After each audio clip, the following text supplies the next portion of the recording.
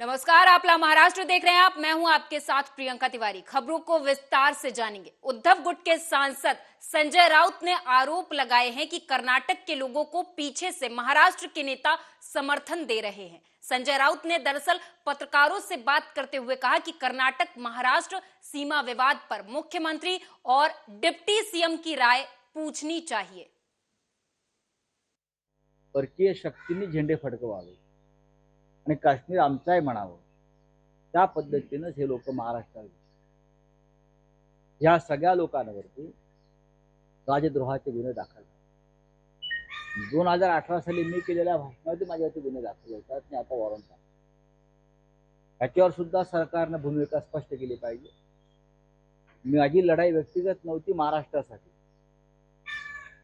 आणि आता तर गेल्या काही दिवसापासून सातत्याने महाराष्ट्रावरचे हल्ले वाढले। विशेषतः 3 महिन्यापासून सरकार राज्यात आल्यापासून हे महाराष्ट्रावरचं आक्रमण वाढलेलं, त्याचा परिणाम फार वेगळा होईल आणि आम्हाला याच्यामध्ये अत्यंत गांभीर्याने लक्ष द्यावं। काश्मीरचा विषय निघाला तुम्ही काश्मीर फाईल्स हा जो पिक्चर आहे त्या संदर्भामध्ये फिल्म फेस्टिवलमध्ये एका आंतरराष्ट्रीय दर्जाच्या एका ज्युरीने असं म्हटलं की हा प्रोपगंडावाला पिक्चर आहे। इस्राईल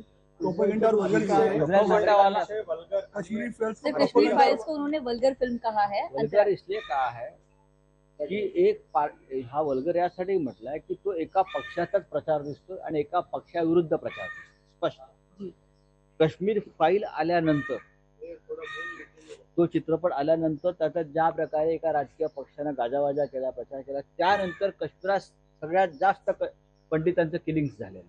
आपल्याला माहित असतं गेल्या वर्षभरामध्ये काश्मीरमध्ये काश्मीरी पंडितांवर हल्ले जास्त वाढले। त्याच्यामुळे काश्मीर फाईल 2 काढावा अशी जेव्हा आम्ही मागणी करतो तेव्हा त्या चित्रपटाचे निर्माते त्याच्यावर काही बोलत नाही, ते काय। आणि ह्या सिनेमावर कोट्यवधी रुपये कमवले, पण त्यातले काही रक्कम त्यांनी काश्मीरी पंडितांच्या अनाथ कुटुंबांना द्यावी अशी जेव्हा मागणी केली तेव्हा त्यांच्यावरती काही बोलत नहीं। तो ये जो बात है कश्मीर फाइल्स के बारे में, ये सच है। अगर कोई ने क्या होगा, मैं तो अभी इतना ही देखता हूँ कि जिस तरह से प्रोपेगेंडा हुआ था एक पार्टी का और एक पार्टी के खिलाफ, उसके लिए फिल्म बनाई थी, और एक पूरी पार्टी, पूरी सरकार, जहाँ जहाँ बीजेपी की सरकार है वो उस प्रचार में लगा। लेकिन ये सिनेमा आने के बाद कश्मीर में सबसे ज्यादा किलिंग्स हुई पंडितों की। आपने देखा होगा, पंडितों को मारा गया, सुरक्षा कर्मियों को मारा गया। तब ये कश्मीर फाइल वाले कहाँ थे? ये आक्रोश तो कश्मीरी पंडितों के अनाथ बच्चे भी कर रहे थे। अब कहाँ गए कश्मीरी फाइल वाले? अब हमारी वेदना दिखाई। तब ना कोई सामने आया, ना कश्मीर फाइल 2 का कोई नियोजन किया। अब बनाइए कश्मीर फाइल 2 पे परकीय शक्तींनी झेंडे फडकवावे। तो वहीं उद्धव ठाकरे गुट को बड़ा झटका लगा है। दरअसल पूर्व विधायक कृष्णा हेगड़े ने एकनाथ शिंदे गुट का दामन थाम लिया है। बता दें कि अपने सैकड़ों समर्थकों, कार्यकर्ताओं के साथ बाला साहेबाची की शिवसेना में कृष्णा हेगड़े शामिल हो गए हैं।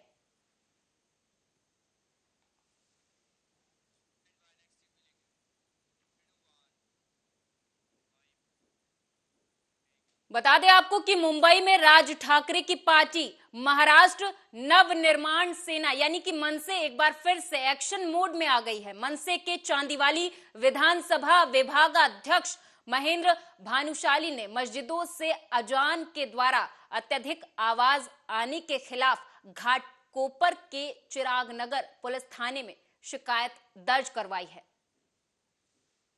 नाही, आता सन्माननीय साहेबांनी काल सांगितलेलं आहे की जर आवाज कमी नाही असेल, कुठं मस्जिदीचा भोंग्यांचा त्रास असेल तर पोलिसांना प्रथम तुम्ही लेटर द्या। तर आज आम्ही हे लेटर देण्याचं काम केलेलं आहे आणि याच्यात अल्टिमेटम दिलेलं आहे 3 दिवसात जर हे आवाज कमी नाही झालं आणि ते आवाज कमी नाही केलं तर ते भोंगे खाली उतरवले पाहिजे। सुप्रीम कोर्टचा आदेश आहे, एक डिसेबलची लिमिटेशन्स आहे, ते जर पालन नाही करत असेल तर ते भोंगे खाली उतरवावे, ही अशी आमची मागणी आहे या पत्रामध्ये। अगर जर नाही झालं 3 दिवसात तर महाराष्ट्र नवनिर्माण सेना साहेबांच्या आदेशानुसार ट्रकवरती मोठे स्पीकर लावून हनुमान चालीसा वाजवणार। नाही, हे फोटो असा आहे की हे मस्जिदपेक्षाही 100-200 मीटर लांब, तुम्हाला सांगतो मी, मस्जिदपेक्षा 100-200 मीटर लांब असे बोंगे लावतात, गेट असतात त्याच्यावर असे बोंगे लावतात. तिथं मस्जिद पण नाही, काहीच नाही. म्हणून ह्याच्यामुळे ज्यांच्या घरासमोर तुम्ही लावतात त्यांना किती त्रास आहे. त्या लोकांनी आम्हाला तक्रार केली आणि फोटोज पाठवले आहेत. म्हणून हे फोटो अटॅच करून आम्ही देतोय. आणि हे भोंगे जर समजा 3 दिवसात नाही उतरवले तर हे तर महाराष्ट्र नवनिर्माण सेनेचे आम्ही कार्यकर्ते जाऊन उतरून टाकणार. कारण हे कुठला मस्जिदवरती नाही आहे की आम्ही कुठला धार्मिक ह्याचा अपमान करणार. हे रस्त्यावरती तुम्ही असे भोंगे लावलेत आणि ह्याच्यावर काही वाजत राहतो.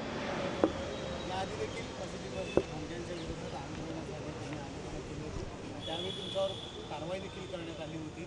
आता देखील ज्या वेळेला अशा प्रकारचे तुमची आंदोलनं असणार त्यावेळी पण कारवाई होईल, केसेस दाखल होतील, काय वाटतं? आता बघा, त्यावेळी उद्धव सरकार होती, त्यांना आमच्यावरती केसेस करायचेच होते.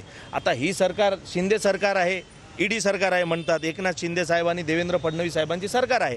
त्यावेळी उद्धव साहेबांनी याच्यावर कुठलाही निर्णय घेतला नव्हता भोंग्यांवर. तर आमची आपल्या मार्फतून रिक्वेस्ट आहे, त्यांना विनंती करत आहोत की आपण आता या विषयावर लक्ष द्यावे आणि ह्या भोंग्यांचा जो विषय आहे ह्याचा बीड़ जिले में पत्रकारों से बात करते हुए बीजेपी के प्रवक्ता राम कुलकर्णी ने अहम सवाल उठा दिए और पूछा कि सरस्वती की पूजा का विरोध राष्ट्रवादी कांग्रेस पार्टी नेता छगन भुजबल की भूमिका है या पार्टी की भूमिका है? पक्षाचे नेते छगनरावजी भुजबळ साहेब यांचं खरं म्हणजे आता वय झालंय आणि वयानुसार बुद्धिभ्रष्ट झाली की काय असं मला वाटतं.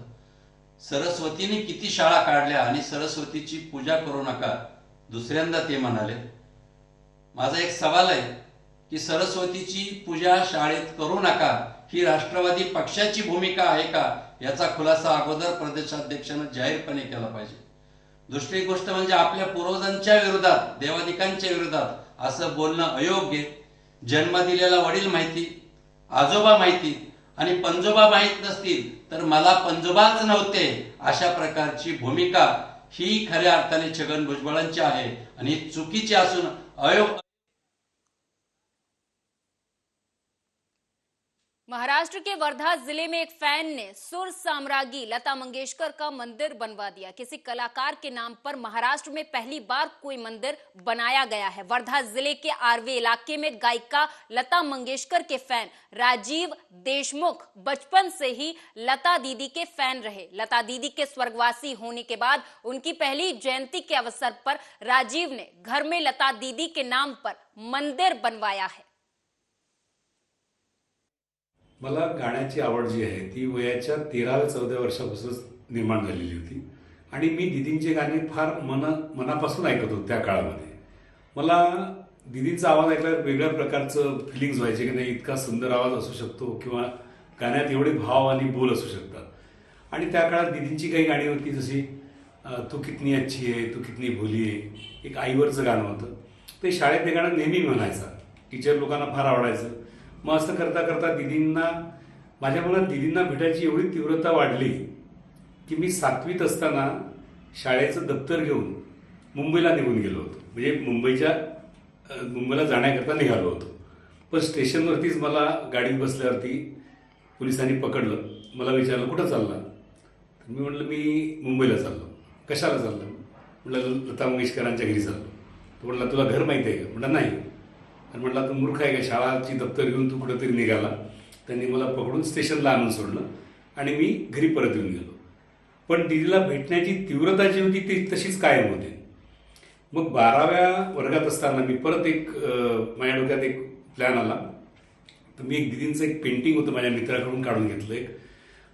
त्या काळातलं एक छान पेंटिंग होतं. ते पेंटिंग घेऊन मी मुंबईला जायचं ठरवलं आणि मी गेलो. मुंबईला पोचलो, पण मला दीदींचं घर माहीत नव्हतं. मग मी लोकांकडून 1-2 पते विचारून असं थोडं. 1992 मध्ये आमचं म्हणजे राजीव देशमुखसोबत माझं लग्न झालं. तर लग्नाची आमची तारीख होती 26 एप्रिल आणि 2 तारखेला माझा वाढदिवस असल्यामुळे मग यांनी मला एक लता दीदींच्या गाण्याची जी कॅसेट आहे ती कॅसेट मला हे सरप्राईज भेट म्हणून गिफ्ट म्हणून दिली होती. तर तेव्हा आणि त्याच्या आधीपासून घरच्यांच्या परिचयामधून किंवा यांना गाण्याचं फारच वेळ आहे आणि मी पण कलाक्षेत्राशी संबंधित असल्यामुळे गाण्यामध्ये मला पण म्हणजे म्हणता तरी येत नाही, काहीतरी आवड एक होती, कान्सेंट मी होती. तर गाण्याचं म्हणजे आणि माझ्या वडिलांना पण यांच्या गाण्याचं की कोणी जे भेटायला यायचे त्यांना सगळ्यांना की बाबा माझे जावई एवढे छान गाणे म्हणतात, म्हणजे त्यांना खूप गर्व होता माझ्या वडिलांना आणि मला पण की बा एवढं छान गाणं म्हणतात हे काही बॅकग्राऊंड नसताना. तर सुरुवातीचा काळ संघर्षाचा असल्यामुळे हे पण काही फार संगीताला वेळ नाही देऊ शकले सर्व काम करून. पण गुणगुणणं म्हणजे लता दिदी जेव्हाही 2 मिनिटाचा वेळ असेल तेव्हा गाणे ऐकणं आणि ते गुणगुणणं हेच त्यांचा छंद होता. आणि त्यांचं ऐकून ऐकून आम्हाला पण संगीताविषयी लता दीदींविषयी भरपूरच माहिती झालेली होती. पण हे सगळं करत असताना कोरोनामुळे आम्हाला खूप यांच्या संगीताला जी झळाळी मिळाली ती कोरोना पिरियडमध्ये मिळाली. आणि या सर्व दरम्यान एक छान सुंदरचं घर, एक रूम हे संगीताला देऊ शकतील एवढी सर्व कमाई यांनी करून ठेवलेली होती. त्याच्यामुळे मग आम्ही एक स्पेशल रूम संगीतासाठी गेली, सर्व साहित्य त्याच्यामध्ये जमा केलं आणि तिथून मग आता लता दीदींसाठी आपल्याला काहीतरी अजून आपण करू शकतो. तर दीदी ज्या दिवशी गेल्या त्या दिवशी म्हणजे यांना 100 फोन, आणि हे घरी नसताना मला की वहिनी दादा कसे आहे, दादाला खूप सांभाळा, म्हणजे सगळ्यांना संगीतामुळे लता दीदींचे किती वेडे आहे हे सर्वांना सगळ्यांच्या परिवारातील सगळ्यांना. तर त्या दिवशी मला पण की वहिनी तुम्ही दादाला सांभाळा, सगळ्या आयांचे फोन यांच्या सगळ्या की बाई माझ्या पोराला सांभाळ बरं, आज तू किती रडत असेल. आणि नेमके त्या दिवशी इथे आरवीला नव्हते, तर त्याच्यामुळे जेवढे यांना फोन तेवढे मला इथे फोन की नाही तुम्ही यांना सांभाळा. मग काय करायचं लता दीदीसाठी आपल्याला नेमकं आता काय करता येईल, त्याच्यामधून मग हळूहळू ती तीव्रता. आणि लता दीदी गेल्या त्या दिवशीपासनं की आपल्याला काहीतरी वेगळं करायचं. मग सर्व ही संगीताची रूम सगळं हे होतंच त्याच्यामुळे मग, आणि मी पण त्याच्यातून मग लता दीदींचं आपण मूर्ती करू, आपण एक मंदिर करू की जेणेकरून मला तर वेड आहे संगीताचं, पण ज्यांना कोणाला संगीताविषयी काही वाटत असेल त्यांनी इथे येऊन बसावं, साधना करावी, माझ्याच्याने जे होईल ते मी या सगळ्यांना देईल हे यांचं. आणि त्याच्यातून आमचं हे असं साकारात गेलं, मूर्ती बनवली आणि आज हे. श्रद्धा वालकर की दुखद घटना को लेकर आत्मसम्मान मंच की ओर से महाराष्ट्र के माननीय राज्यपाल भगत सिंह कोश्यारी से मुलाकात पत्र में लिव इन रिलेशनशिप को लेकर हाउसिंग सोसाइटी के स्तर पर नए नियमों को लागू करने की मांग की है। पत्र में लिव इन रिलेशनशिप में रहने वाले जोड़ों का उनके किसी पारिवारिक सदस्य और उनके किसी मित्र या फिर परिचित की जानकारी नजदीकी पुलिस थाने में जमा कराने की मांग की गई है। सभी संवैधानिक मूलभूत अधिकारों यानी कि निजता का अधिकार हनन किए बिना सुझाव पर विचार करने की विनती की गई है।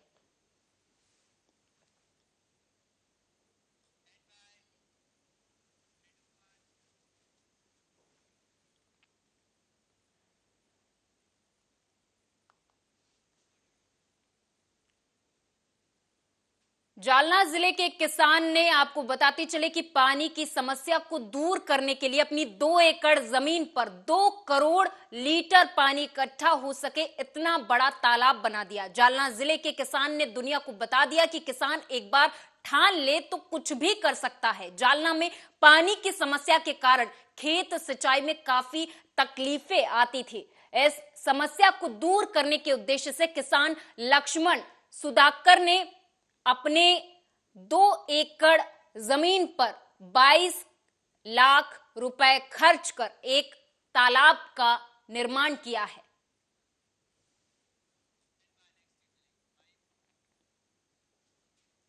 मुंबई की दहिसर पुलिस स्टेशन ने 17 विदेशी अभिनेता और अभिनेत्रियों के खिलाफ एफआईआर दर्ज की है, जिसमें से 10 महिलाएं और 7 पुरुष शामिल हैं। पुलिस ने बताया कि ये लोग विदेश से टूरिस्ट वीजा लेकर मुंबई आए थे और वेब सीरीज की शूटिंग कर रहे थे।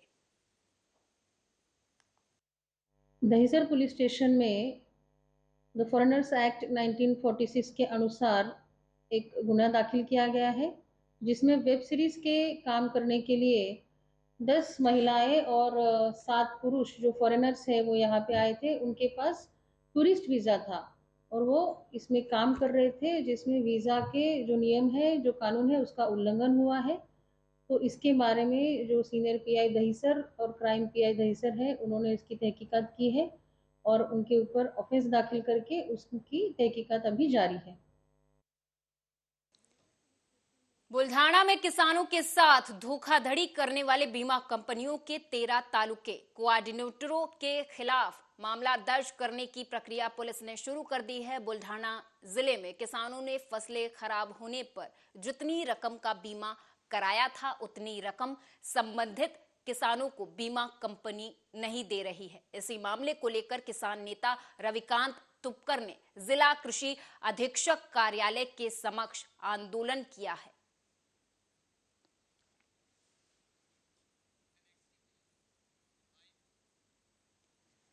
कैंटीन से कर्मचारियों के 6 मोबाइल फोन चोरी हो गए। मुंबई के अंधेरी मजिस्ट्रेट कोर्ट के परिसर में चोरी की बड़ी घटना सामने आई है, जहां पर कोर्ट परिसर की कैंटीन में चोरी की घटना सामने आई थी। दरअसल शुक्रवार की सुबह करीब 12 बजे जब कर्मचारी सो रहे थे तभी चोर 6 मोबाइल फोन चोरी कर ले गए। इससे सुरक्षा व्यवस्था को लेकर बड़ा सवाल खड़ा हो गया है।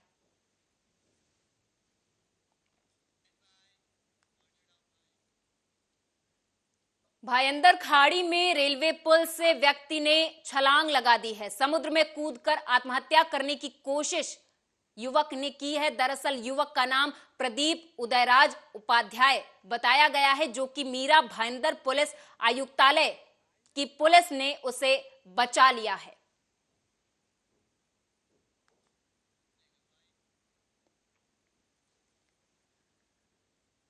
तो वही रेलवे में नौकरी दिलाने के नाम पर सैकड़ों बच्चों को लाखों का चूना लगाने वाले आरोपी को दहिसर पुलिस ने गिरफ्तार कर लिया है। दरअसल कांदिवली एकता नगर से इन्हें गिरफ्तार किया गया है। पकड़े गए आरोपियों के पास से रेलवे के नाम का बनावटी लेटर हेड और ज्वाइनिंग लेटर की डुप्लीकेट कॉपी जब्त की गई है। इस मामले में आरोपी के दूसरे साथी को भी पुलिस ने गिरफ्तार कर लिया है।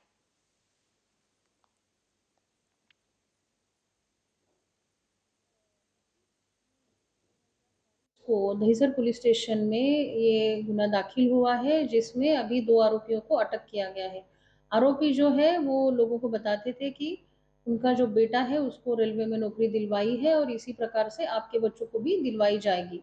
और उन्होंने ऐसे करके 95 टू जो 100 लोग हैं उनको इसमें उन्होंने फंसाया है। उनसे करीब 60 से 70 लाख रुपए की जो अमाउंट है वो ले चुके हैं।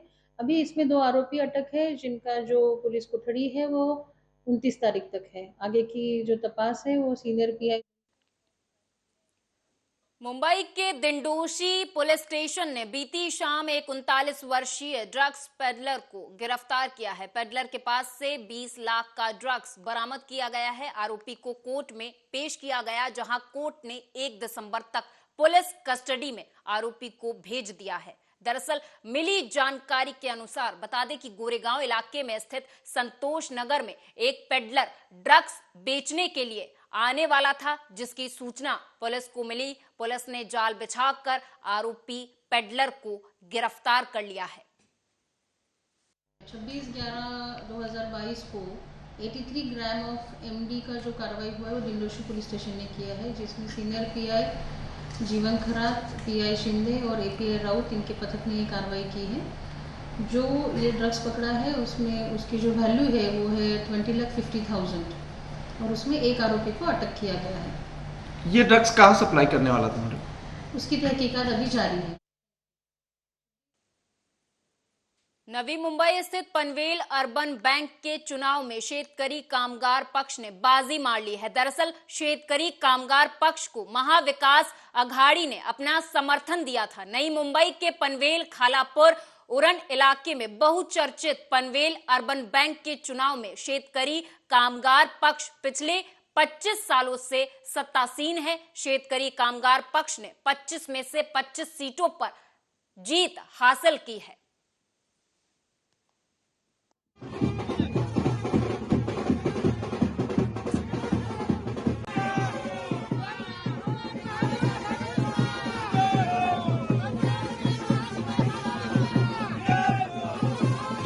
प्रचाराच्या दरम्यान माझ्या सर्व सहकार्यांना, महाविकास आघाडीच्या नेतेगणांना आणि आमच्या ज्यांच्या बळावर हा विजय साकारला त्या कार्यकर्ते बंधू भगिनींना सांगत होतो की आपल्याला केवळ पनवेल अर्बन बँकेची निवडणूक जिंकायची नाही, ही पहिली पायरी आहे.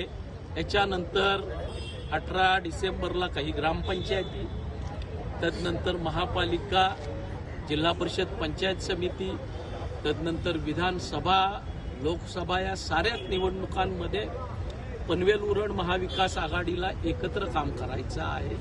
आणि त्यासाठी well begun is half done या उक्तीप्रमाणे पहिलं पाऊल असं दमदार टाका. महाराष्ट्र के जालना में बिना इजाजत भैंसों की रेस लगवाना महंगा पड़ गया. दरअसल रेस के दौरान कई भैंसें बेकाबू होकर भिड़ गईं. इसके बाद भैंसों के द्वारा रौंदे जाने के कारण कई लोग इसमें घायल हो गए हैं. घायलों को इलाज के लिए अस्पताल में भर्ती करवा दिया गया है. पुलिस आयोजकों के खिलाफ मामला दर्ज कर कार्रवाई की तैयारी कर रही है.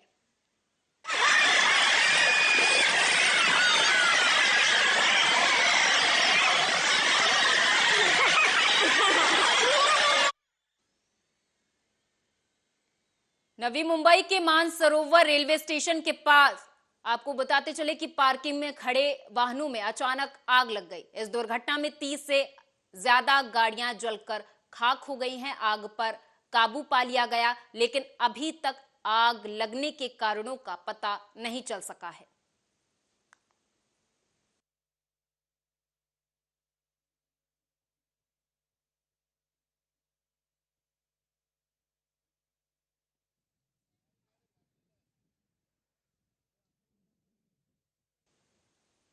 संजय गांधी राष्ट्रीय उद्यान में पिछले 1 महीने से बीमार चल रहे 11 वर्षीय शेर जसपा की मौत हो गई. वो चिड़ियाघर का इकलौता शेर था. उसका जन्म 22 सितंबर 2011 को पार्क में हुआ था. वो क्रॉनिक ऑस्टियोआर्थराइटिस से पीड़ित था. इस वजह से वो पिछले 1 महीने से उठ भी नहीं पा रहा था. उसका जन्म प्राणी संग्रहालय में 22 सितंबर 2011 को शोभा और रविंद्र एक शेर के घर पर हुआ था.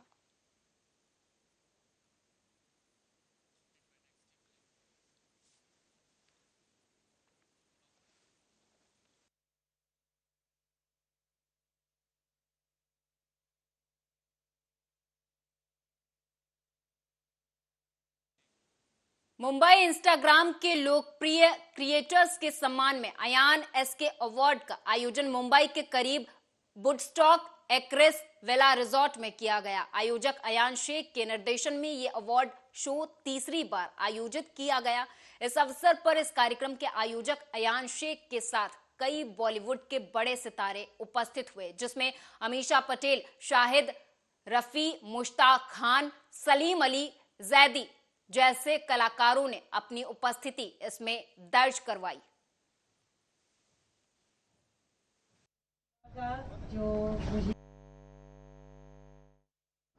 बॉम्बे से हमारे दोस्त भी आए हुए, शाहिद जी, वारिस तांबे, और हैदराबाद से और काफ़ी लोग, पान वाले जो आए, मतलब उनको हैंडीकैप है लेकिन वो हमारी मोहब्बत में हैदराबाद से यहाँ पे. और एक कंपनी के ऑनर है जो मेरे पार्टनर भी है दुबई में, अंसारी साहब, वो भी मेरे साथ यहाँ पे मौजूद है. पूरी फैमिली मेरे साथ यहाँ मौजूद है. मैं देखो कई कलाकार अच्छे, अमीषा जी भी आई, अमीषा जी आए, मुश्ताक जी आए यहाँ पे, टिल्लू जी आए, भाभी जी घर पे है, और भी बॉम्बे चाहेंगे. वही मैं बोलना चाह रही हूँ कि इतने सारे लोग जो इतने टैलेंटेड है अलग अलग क्षेत्र में, उनको अवार्ड दिए जा रहे हैं. छोटे बच्चों को, डिसेबल्ड लोगों को, जो अलग हिंदुस्तान के अलग अलग भाग से आए हुए हैं खास ये अवार्ड लेने के लिए, और उनकी अच्छे काम के लिए, उनके जीनियस के लिए और अच्छे काम के लिए, हर चीज़ के लिए अवार्ड दी जा रही है. और ये अच्छे कामों को पहचानना चाहिए. और